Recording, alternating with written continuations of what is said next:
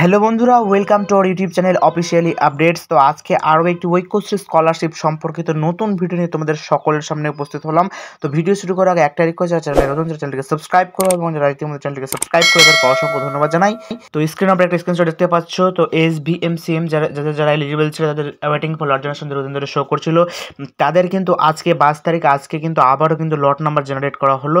তো যাদের দীর্ঘদিন ধরে ওয়েটিং ফর লট জেনারেশন ছিল, তোমরা অনেকবার জিজ্ঞেস করছিলে যে লট নাম্বার অনেক পড়ে গেলো, আমাদের এখানে পড়ছে না। তো অবশ্যই তোমাদেরকে বলবো, তোমরা তোমাদের স্ট্যাটাস কিন্তু চেক করো। আজকে কিন্তু আবারও কিন্তু লট নাম্বার পড়লো।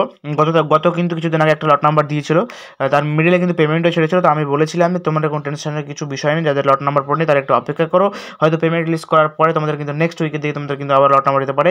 ঠিক কিন্তু তেমনটাই হলো। আজকে কিন্তু SBMCM কিন্তু লট নাম্বার দেওয়া হয়েছে। তোমরা অবশ্যই তোমাদের কিন্তু স্ট্যাটাস চেক করো, তাহলে তোমাদের বুঝতে পারবে কার কার লট নাম্বার পড়েছে বা কার কার পড়েনি।